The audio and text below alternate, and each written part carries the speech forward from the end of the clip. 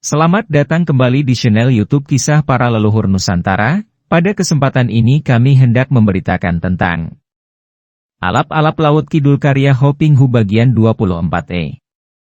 Samar-samar ia dapat ingat bahwa ia terjatuh ke tangan gerombolan penjahat, melawan mereka yang dibantu Jatmika. Itulah saat-saat ia dapat ingat dan sebelum itu, ia tidak ingat apa-apa. Kini ia percaya bahwa ia adalah Sulastri, anak tunggal Ki Subali dan istrinya. Akan tetapi, semua itu hanya dugaan yang muncul dari penalaran. Ingatannya belum kembali dan ia belum dapat ingat akan gurunya, Ki Ageng Pasisiran. Untung bahwa semua ilmu yang pernah ia pelajari telah mendarah daging, telah menyatu dengan dirinya sehingga walaupun ia tidak ingat akan teorinya, ia masih dapat memainkannya dengan baik. Ki Subali dan Nyi Subali maklum akan keadaan diri putri mereka itu. Suami istri ini adalah orang-orang bijaksana dan amat mengasihi anak tunggal mereka. Mereka juga dapat menduga bahwa anak mereka itu tentu mengalami cedera ketika terjatuh dari tebing curam sehingga kehilangan ingatannya. Dengan sabar dan telaten mereka menuntun ingatan Eulis untuk kembali ke masa lalu. Mereka menceritakan keadaan gadis itu ketika masih kecil, kenakalan-kenakalannya sampai ia tumbuh dewasa dan menjadi murid Ki Ageng Pasisiran. Eulis kini mulai hafal akan cerita tentang pengalaman-pengalamannya sejak kecil, akan tetapi hal ini tidak memulihkan ingatannya. Ia hanya tahu akan keadaan dirinya sendiri dari cerita kedua orang tua itu. Betapapun juga, ia masih tetap ingin disebut Listiani atau Eulis. Nama ini sudah melekat dalam hatinya, terutama sekali karena nama itu pemberian Jatmika, pemuda yang telah menolong dan menyelamatkannya. Dan Ki Subali beserta istrinya yang bijaksana dan sabar itu pun tidak memaksakan nama Sulastri kepada anak mereka. Mereka dengan hati tulus menyebutnya Eulis, merasa seolah kini putri mereka itu telah berganti nama. Belasan hari telah berlalu. Ki Subali dan istrinya merasa lega dan berbahagia. Biarpun Sulastri atau Eulis belum menemukan kembali ingatannya, namun gadis itu tidak kehilangan kelincahannya. Masih lincah gembira dan bandel nakal seperti dulu. Pada suatu hari Sulastri duduk seorang diri di pendopo rumahnya. Ia duduk termenung. Tiba-tiba terdengar suara kucing. Meyoong. Sulastri atau Eulis sadar dari lamunannya. Ia memandang ke bawah dan melihat seekor kucing mendekatinya lalu kucing itu dengan manja membelai-belai kaki Eulis dengan leher dan perutnya. Eulis tertawa, membungkuk dan mengangkat kucing itu lalu dipangkunya dan dibelai kepala kucing dengan tangannya. Kucing itu dengan manja memejamkan mata dan menggeliatkan badannya. Chandra, agaknya engkau masih mengenal aku. Ayah dan ibu menceritakan bahwa dulu engkau adalah kucing kesayanganku. Kata Eulis lirih dan kucing itu mengeong lirih pula. Seekor kucing yang indah bulunya. Bulu halus 3 warna dan kucing itu, menurut Nyi Subali, dulu ditemukan Eulis di dalam hutan, dibawa pulang dan diberi nama Candramawa. Kucing ini memiliki wibawa seperti harimau. Kalau ia lapar, dengan mengarahkan pandang matanya yang hijau mencorong itu ke arah seekor cecak yang sedang merayap di atas dinding, cecak itu akan jatuh dan menjadi mangsanya. Demikian pula, kalau ia mengejar tikus, tikus itu akan demikian ketakutan sehingga tidak mampu lari lagi, tinggal tubruk saja. Eulis tidak ingat lagi akan semua itu, akan tetapi cerita ibunya membuat ia merasa sayang kepada kucing itu. Suara derap kaki kuda dan roda kereta membuat Eulis mengangkat muka memandang ke arah jalan di depan rumahnya. Ia melihat sebuah kereta berhenti di tepi jalan raya di depan pekarangan. 2 orang turun dari atas kereta, seorang laki-laki setengah tua dan seorang wanita muda. Wanita itu cantik manis dengan tubuh yang luas dan ramping. Kedua orang itu lalu memasuki pekarangan. Eulis memandang penuh perhatian. Ia tidak merasa kenal kepada 2 orang itu, akan tetapi karena mereka itu agaknya hendak berkunjung dan bertamu, Eulis lalu bangkit berdiri menyambut setelah melepaskan kucingnya ke atas lantai. Punten. Kata laki-laki itu dan gadis manis itu pun memberi hormat dengan membungkuk. Mangga. Jawab Eulis mempersilakan. Maafkan kami, Nona. Kami ingin bertanya, apakah benar di sini rumah Ki Subali? Tanya laki-laki itu yang bukan lain adalah Ki Salmon bersama anaknya Neneng Salmah. Eulis mengangguk. Benar, Paman. Wajah Ki Salmon tampak gembira. Akhirnya sampai juga dia ke tempat tujuan. Dapatkah saya bertemu dan bicara dengan dia, Nona? Kami datang dari Sumedang, dan menjadi utusan anak Mas Lindu Aji. Mendengar nama ini, Eulis menjadi girang. Lindu Aji adalah pemuda sakti mandraguna yang telah menolong ia dan Jatmika. Bahkan pemuda itu masih terhitung saudara seperguruan karena guru pemuda itu dan gurunya sendiri masih bersaudara. Ah, tentu saja, Paman. Silakan Andika berdua duduk menanti di sini, saya akan memberitahu Bapak. Setelah mempersilakan dua orang tamunya duduk, Eulis lalu masuk ke dalam rumah dan menemui ayahnya yang berada di bagian belakang rumah bersama ibunya. Bapak di luar ada dua orang tamu yang mengaku sebagai utusan Kakang Mas Lindu Aji, ingin bertemu dan bicara dengan Bapak. Mereka seorang laki-laki setengah tua dan seorang gadis cantik. Mendengar ini, Ki Subali dan istrinya lalu bangkit dan menuju keluar, diikuti Eulis yang ingin tahu siapa dua orang yang mengaku diutus Lindu Aji itu. Setelah mereka tiba di luar, dua orang tamu itu bangkit berdiri dan Ki Subali memandang heran karena dia tidak mengenal tamu itu. Ki Salmon memberi hormat dan bertanya, apakah Andika yang bernama Ki Subali? Ki Subali membalas penghormatan itu dan menjawab, benar, Kisanak. Saya bernama Ki Subali, ini istri saya dan ini anak saya Eulis Listiani. Saya bernama Ki Salmon dan ini anak saya Neneng Salmah. Kami datang dari Sumedang dan menjadi utusan anak Mas Lindu Aji untuk menyerahkan surat ini kepada Andika. Setelah berkata demikian, Ki Salmon mengambil surat dari balik bajunya dan menyerahkan kepada Ki Subali. Ki Subali menerima surat itu, lalu berkata dengan ramah. Silakan duduk, Kisanak. Putrimu ini bernama Neneng Salmah? Bukankah ia waranggana yang terkenal dari Sumedang itu? Ki Salmon dan Neneng Salmah duduk kembali, berhadapan dengan Ki Subali dan anak istrinya. Mendengar pertanyaan itu, Ki Salmon menghela napas panjang. Benar, dan justru karena ia menjadi waranggana itulah yang kini mendatangkan bencana atas diri kami. Kembali Ki Salmon menghela napas panjang. Untunglah bagi kami bahwa pada saat berbahaya muncul anak Mas Lindu Aji menyelamatkan anak saya. Apakah yang telah terjadi, Paman? Tiba-tiba Eulis bertanya. Nanti dulu, Eulis.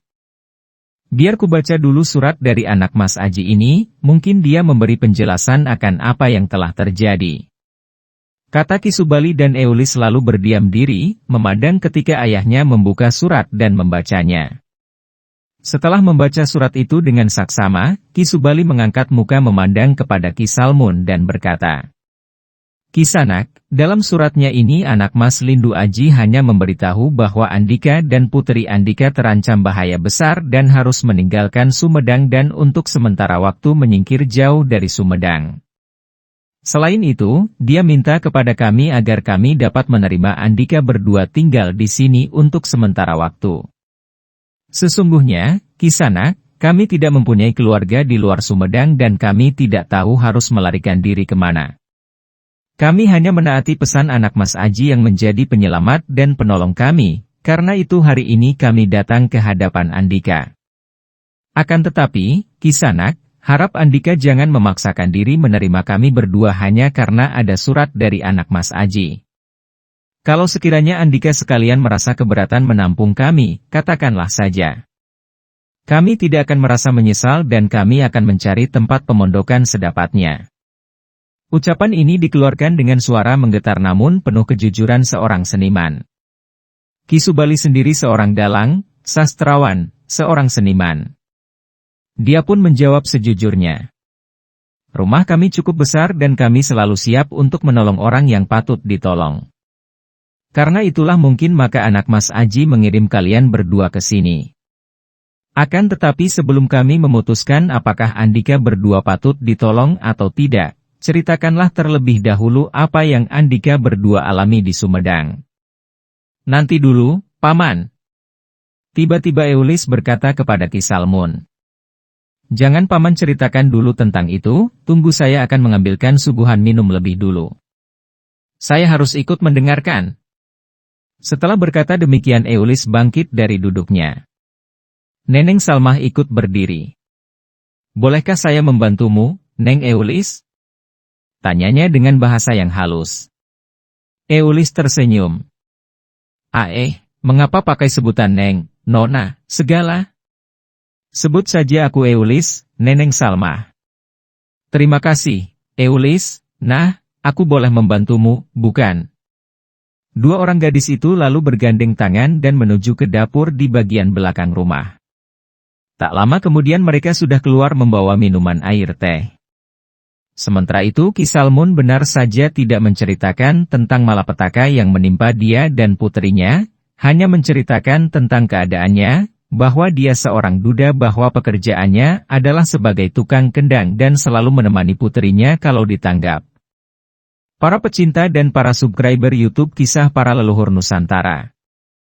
Alap-alap Laut Kidul karya Hoping Hu bagian 24F. Kini Neneng Salmah ditarik oleh Eulis dan duduk di sebelahnya, keduanya tampak akrab sekali. Tadi ketika menyiapkan minuman di dapur, keduanya saling bicara dan kini mereka mengetahui akan keahlian masing-masing yang membuat mereka saling merasa kagum. Ki Salmun lalu bercerita, dimulai dari ditanggapnya rombongan keseniannya di rumah Tumenggung Jayasiran. Ia menceritakan tentang keributan yang terjadi karena adanya pertandingan rebutan ledek sampai munculnya Raden Jaka Bintara dari Banten yang bengis, kejam dan sombong itu. Kemudian muncul Lindu Aji yang mengalahkan Jaka Bintara sehingga melegakan hati para penduduk Sumedang yang merasa tersinggung oleh ulah pemuda Banten yang sombong itu. Kami tidak menyangka bahwa peristiwa itu berekor panjang dan mendatangkan malapetaka bagi kami. Malamnya, datang pasukan pengawal Tumenggung Jayasiran yang memaksa Neneng Salmah untuk berkunjung ke Tumenggungan. Karena yang memanggil Sang Tumenggung, kami tidak berani membangkang dan Neneng Salmah dibawa ke sana. Engkau dibawa dengan paksa ke rumah Tumenggung Jayasiran itu, Neneng? Lalu apa yang terjadi denganmu? Ceritakanlah kepadaku. Kata Eulis tak sabar. Sepasang mata bening Neneng Salmah menjadi basah dan beberapa butir air mata menitik keluar ke atas pipinya. Setelah tiba di sana, aku dikeram dalam sebuah kamar dan tak lama kemudian muncul pemuda bangsawan dari Banten yang kejam itu. Yang namanya Bintara itu? Tanya Eulis. Mau apa dia? Dia hendak memaksa dan memperkosaku. Jahanam busuk. Keparat. Jangan takut, Neneng. Aku akan pergi ke Sumedang mencari dia. Akan kuhancurkan kepala jahanam itu. Kata Eulis dengan marah sekali. Sabarlah, Eulis. Kita dengarkan dulu cerita mereka. Kata Ki Subali menyabarkan anaknya. Eulis sadar akan sikapnya yang terburu nafsu. Neneng, selanjutnya bagaimana? Pada saat yang amat berbahaya itu, muncullah Kakang Mas Lindu Aji dan dia yang menyelamatkan aku, menolongku dan mengalahkan Jaka Bintara dan gurunya. Kemudian Kakang Mas Lindu Aji mengantarkan aku pulang dan pada keesokan harinya dia mengusulkan agar aku dan Bapak melarikan diri dari Sumedang dengan berkereta. Dia mengantarkan kami sampai cukup jauh dan aman keluar dari Sumedang dan menitipkan surat untuk Paman Subali. Ya, demikianlah keadaan kami, Saudara Subali. Kami menaati petunjuk anak Mas Aji karena kami memang tidak mempunyai keluarga di sini, akan tetapi kami pun merasa sungkan dan tidak enak sekali kalau harus mengganggu Andika sekeluarga. Bapak, aku ingin agar Neneng Salmah tinggal bersama kita di sini. Aki ingin mempelajari tarian dan nyanyian darinya. Tiba-tiba Eulis berkata kepada ayahnya. Ia merangkul pundak Neneng Salmah. Dan aku pun ingin sekali belajar aji kanuragan dari Eulis, Bapak. Kata Neneng Salmah kepada ayahnya. Ki Subali tertawa dan menoleh kepada istrinya. Bune, bagaimana pendapatmu? Nyi Subali adalah seorang wanita yang berwatak lembut dan mendengar peristiwa yang menimpa diri Neneng Salmah, ia sudah menaruh hati iba sekali. Apalagi melihat Waranggana, yang cantik manis itu begitu akrab dengan puterinya. Aku sih tidak keberatan menampung mereka, kalau saja Neneng Salmah dan ayahnya sudi tinggal di rumah kita yang buruk ini. Nah, kalian mendengar sendiri, Adi Salmun. Sebaiknya aku memanggilmu Adi saja karena bagaimanapun juga aku tentu lebih tua daripada Andika. Anak kami Eulis sudah setuju, ibunya juga sudah setuju dan aku akan senang sekali kalau Andika berdua tinggal di sini. Kebetulan sekali aku sendiri senang akan kesenian.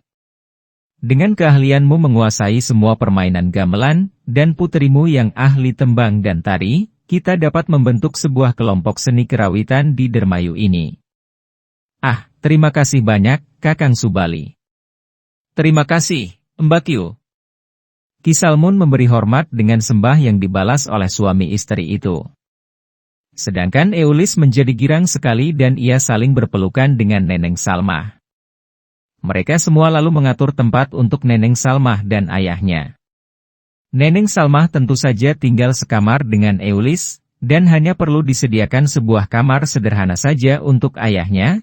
Ki Salmun lalu memberitahu kusir kereta bahwa mereka sudah tiba di tempat yang dituju dan kusir kereta boleh kembali ke Sumedang. Demikianlah, mulai hari itu, Neneng Salmah dan ayahnya tinggal di rumah Ki Subali dan mereka berdua merasa bahagia sekali karena mereka diterima dan diperlakukan sebagai keluarga sendiri.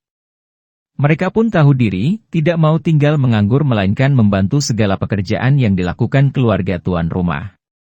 Karena kedua pihak dapat membawa diri, maka pergaulan mereka semakin akrab, terutama sekali Eulis dan Neneng Salmah. Demikian akrabnya pergaulan antara Eulis dan Neneng Salmah, sehingga dalam waktu singkat saja mereka sudah menceritakan keadaan diri dan hati masing-masing, membuka rahasia hati yang tidak diceritakan kepada orang lain. Keduanya adalah anak tunggal, maka mereka merasa seperti menemukan seorang saudara. Eulis bercerita tentang dirinya, tentang keadaannya yang kehilangan ingatan sehingga sampai kini belum juga ingat akan ayah ibunya sendiri. Biarpun ia amat mencinta mereka, namun ia tetap menganggap mereka itu sebagai orang tua angkat karena ia masih belum dapat mengingat kembali masa lalunya, sudah lupa sama sekali bahwa Ki Subali dan istrinya adalah ayah dan ibu kandungnya sendiri. Apakah engkau mengenal Kakang Mas Lindu Aji, Eulis? Tanya Neneng Salmah yang tak pernah dapat melupakan pemuda itu. Ah, dia? Baru satu kali aku bertemu dia, itu menurut ingatanku. Akan tetapi menurut ceritanya, aku dan dia pernah melakukan perjalanan bersama dan bersama-sama pula menghadapi para penjahat, sampai aku terjatuh dari tebing yang curam. Akan tetapi semua itu sama sekali tidak kuingat lagi. Padahal menurut penuturannya, antara kami masih ada ikatan tali persaudaraan seperguruan. Entahlah, aku sudah lupa sama sekali. Bagaimana dengan engkau, Neneng? Bagaimana hubunganmu dengan Kakang Mas Lindu Aji itu? Wajah Neneng Salmah menjadi merah dan sejenak ia menundukkan mukanya. Mereka berdua sedang mencuci pakaian di anak sungai yang mengalir tak jauh dari rumah mereka, sekalian mandi pagi. Ah, bagaimana, ya? Dia adalah penyelamatku, penolong kami. Ai, engkau tidak dapat menyembunyikan kedua pipimu yang kemerahan, senyummu yang malu-malu dan kedua matamu yang bersinar-sinar kalau kita bicara tentang dia, Neneng hayo, mengaku sajalah. Eulis menggunakan tangan memercikkan air ke arah muka Neneng Salmah sambil tertawa. Neneng Salmah membalas dan memercikkan air ke arah muka Eulis. Para pecinta dan para subscriber YouTube Kisah Para Leluhur Nusantara, kiranya cukup sekian dulu, silahkan ikuti kisah alap-alap Laut Kidul bagian selanjutnya di waktu dan jam yang sama, dengan cara klik subscribe dan juga loncengnya, agar Anda selalu mendapatkan notifikasi jika channel YouTube ini mengupload video kisah terbaru.